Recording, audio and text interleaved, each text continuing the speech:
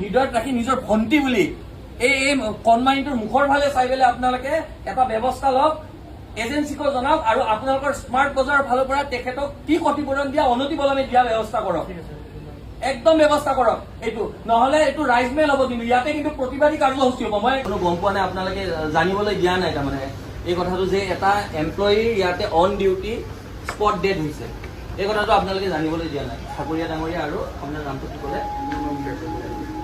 সেইটো বাৰু ঠিক আছে, আপোনালোকৰ জীৱন মৃত্যুটো আপোনালোকৰ হাতত নাথাকে, আমিও মানিলো। কিন্তু এতিয়া 2 মাহ হৈ গ'ল, এতিয়া ফেমিলিটো আপুনি চাওক কেনেকে কি এওঁ মানুহজনে আগতো মাক দেউতাকো নাই, কোনো নাই, তেওঁ অকলশৰীয়া। তেওঁ এতিয়া আপোনাৰ য'ত আছে তাৰ পৰা আনিবলৈ আমি ভাড়া দি আনিব লগা হৈছে। এনেকুৱা ধৰণৰ পৰিৱেশ, তাৰ অৱস্থা একদম তথাপিও অৱস্থা আৰ্থিকভাৱে। তাৰ পাছত এতিয়া আপোনালোকৰ চাওক, অন ডিউটি যেতিয়া এজন এমপ্লয়ীৰ কিবা এটা হ'ব, সেই প্ৰতিষ্ঠান যিটো প্ৰতিষ্ঠানত কাম কৰি আছে সেই প্ৰতিষ্ঠানটোৰ কিছুমান দায়বদ্ধতা থাকে সেই ফেমিলিটোৰ প্ৰতি, সেইটো চবৰে থাকে, সেইটো গভমেণ্ট হওক প্ৰাইভেট ছেক্টৰ হওক, সেইটো চবেই থাকে। এতিয়া সেই পইচাটো তাৰমানে কি পৰ্যায়ত আছে, তাৰমানে আমি যাব বিচাৰিছো 2 মাহ কি কাৰণে লাগিছে এই বস্তুটো জানিব বিচাৰিছো। তাৰমানে গভমেণ্ট এমপ্লয়ীৰে 2 মাহ নালাগে, আমিতো জানো যদি অন ডিউটি স্পট ডেট কোনোবা এটা হয় সেইটো কেছত আৰু স্পেচিয়েলি গ্ৰাণ্ট কৰি পেলাই মানুহে ফেমিলিটোৰ ফালে চাই পেলাই এইবোৰ হেৰি, কাৰণ এইটো কোনোদিন জানিব চেষ্টা কৰা নাই যে ফেমিলিটো কেনেকে সৰু বাচ্ছাটো কেনেকে হেৰি কৰিছে, কাৰণ এওঁৰ আগে পিছে কোনো নাই। আৰু সেই জানি পেলাই আজি 2 মাহ ধৰি তেওঁ পষ্টমৰ্টম ৰিপৰ্ট পাইছে, আপুনি 2 মাহ ধৰি পষ্টমৰ্টম ৰিপৰ্ট এটা পোৱা নাই। এইটো আইনীভাৱেতো এইটো এতিয়া যি প্ৰচেছ হৈছে আমি সেই প্ৰচেছ মতেই যাম, কিন্তু বস্তুটো হ'ল এই 2 মাহ ধৰি যে পোৱা নাই, আপোনালোকে আপোনালোকৰ ইয়াৰ পৰা ইয়াতে মানুহ এজন ঢুকাইছে আপোনালোকৰ প্ৰতিষ্ঠানত, আপোনালোকে যিখিনি মানে খা খবৰ ল'ব লাগিছিল বা আপোনালোকৰ এটা দায়বদ্ধতা থাকে সেইটো কৰা নাই, এজেঞ্চিৰ তাতে ঠেলি দিছে। জালুকবাৰীৰ পৰা অহা ভাড়া নোহোৱা হৈছে, তেওঁৰ ঘৰত আগৰ পিছত কোনো নাই। যদি মানুহজনী অকলশৰীয়া বুলি ভাবি যদি কোনোবাই এনেকে মানুহজনী পষ্টমৰ্টম ৰিপৰ্ট নিদিব, এনেকে আপোনালোকৰ ফালৰ পৰা হেৰি কৰিব, এজেঞ্চিৰ ফালৰ পৰা হেৰি কৰিব, এনেকে যদি ভাবিছে এই কণমানিটোৰ মুখখনৰ ফালে চাই পেলাই আপোনালোকে কিবা এটা সিদ্ধান্ত লওক। গমটো বাৰু এজেঞ্চি আপোনালোকৰ ইয়াতে হলে আপোনালোকে মিনিমাম একোৱে সহায় নকৰে নে এমপ্লয়ী? আমি তেখেতৰ বাদ দিয়ক, এজেঞ্চিৰ বাদ দিয়ক, এজেঞ্চিৰ কথাই কোৱা নাই দাদা, মই আপোনাক কৈছো এজেঞ্চিৰ কথাই কোৱা নাই দাদা। মই খালি কৈছো আপোনালোকৰ ঘৰত যেতিয়া আপোনালোকৰ এই ব্যৱসায় প্ৰতিষ্ঠানটোত স্মাৰ্ট বজাৰত এনেকুৱা এটা ভয়ংকৰ স্মাৰ্ট বজাৰত এনেকুৱা এটা ঘটনা ঘটি গ'ল য'ত এজন মানুহৰ জীৱন গুচি গ'ল, এজন মানুহৰ জীৱন শেষ হৈ গ'ল হা। তাৰ পাছত আপোনালোকৰ স্মাৰ্ট বজাৰৰ ভঙা ঘৰৰ স্মাৰ্ট বজাৰৰ আপোনালোকৰ এনেকুৱা কোনো ধৰণৰ হেৰি নাই নেকি যে মই অন ডিউটি আমাৰ ইয়াৰে এজন মানুহৰ স্পট ডেড হৈ গৈছে, আমাৰ কিবা এটা ক্ষতিপূৰণ দিয়া আমাৰ দায়িত্ব এটা আছে, মিনিমামে হওক।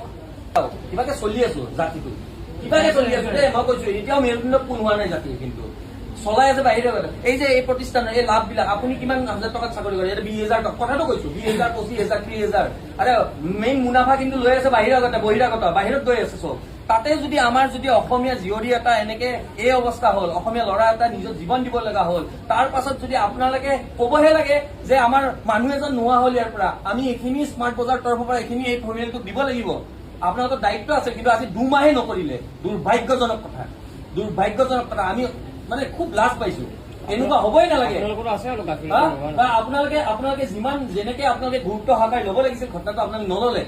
আজি যদি এই মানুহজনী এই বাচ্ছাটোক লৈ পেলাই কিবা এটা ভুল ষ্টেপ লৈ আপোনালোকৰ নাম লিখি থৈ যায়, এওঁতো সেনেকে মানসিক ভাঙিয়ে পৰিছে। এওঁক আজি জালুকবাৰীৰ পৰা আমি ভাড়া দি পেলাই লৈ আহিব লগা হৈছে, এওঁ নাই পইচা।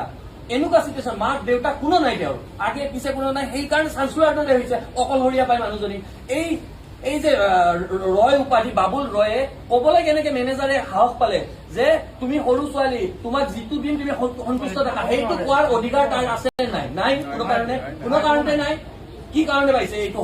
কাৰণ কিয় ভাবিছে যে তাই আগৰ পিছত কোনো নাই, নহব। আজিৰ পাছত চবে গম পাব, আজিৰ পাছত গম পাব যে ইয়াতে এটা এনেকুৱা ঘটনা ঘটিছে, এটা মানুহ আপোনালোকৰ ইয়াতে স্পট ডেড হৈছে, আৰু আপোনালোকেও যি ধৰণে আগবাঢ়িব লাগিছিল, ক্ষতিপূৰণ দিয়াৰ ব্যৱস্থা কৰিব লাগিছিল, আপোনালোকে বিভাগীয় এজেঞ্চিৰ লগত কথা পাতিব লাগিছিল, সেইটো ক'ৰবাত প্ৰচেছটো লেহেমীয়া হৈছে, আপোনালোকে মানিব লাগিব। 2 মাহ হৈ গ'ল।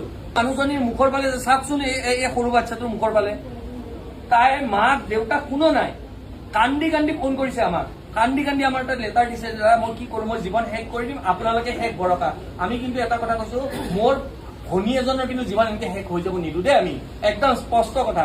আপোনালোকে অনতিপলমে আপোনালোকৰ স্মাৰ্ট বজাৰ তৰফৰ পৰা ক্ষতিপূৰণ দিয়াৰ ব্যৱস্থা কৰক। কি কৰিব পাৰে কৰক, আৰু সেই বিভাগীয় কৰ্তৃপক্ষ যোনটো এজেঞ্চিটোক ফৰ্চ কৰক, আৰু নকৰিলে কিন্তু আপোনালোকৰ নামে বদনাম হ'ব। মই আপোনালোকক স্পষ্টকৈ কৈছো। আমি এতিয়া উপস্থিত আছো আমাৰ ভঙাঘৰৰ স্মাৰ্ট বজাৰত।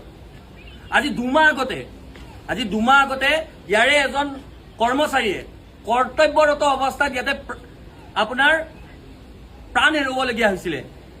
এই কৰ্তব্যৰত অৱস্থাত প্ৰাণ হেৰুওৱা কৰ্মচাৰীজনক এতিয়ালৈকে ইয়াৰ পৰা কোনো ধৰণৰ ক্ষতিপূৰণ দিয়া হোৱা নাই।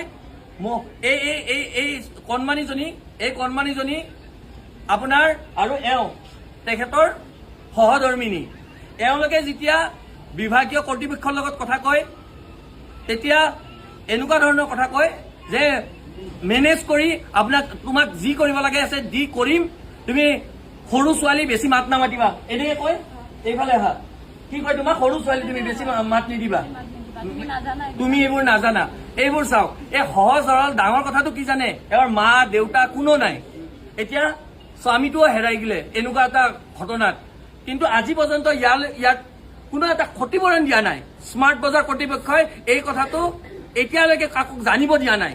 কিন্তু এই মানুহজনী আমাৰ ওচৰলৈ আহিলে আৰু আমাৰ ওচৰত আহি তেখেতে এতিয়া কৈছে যে মই কোনফালে যাওঁ, ঘৰে ঘৰে কাম কৰিব লগা অৱস্থা হৈছে, ঘৰে ঘৰে কাম কৰে এই বাচ্চাটো লৈ পেলাই। কেনেকুৱা এক দুখ লগা জীয়া ছবি। আজি আমি ইয়াতে উপস্থিত হৈ আমি জবাবদিহি কৰিছো স্মাৰ্ট বজাৰ কৰ্তৃপক্ষক স্পষ্টকে, আৰু এওঁলোকক অনতিপলমে এই ক্ষতিপূৰণ দিয়াৰ ব্যৱস্থা কৰিবলৈ আমি দাবী উত্থাপন কৰিছো।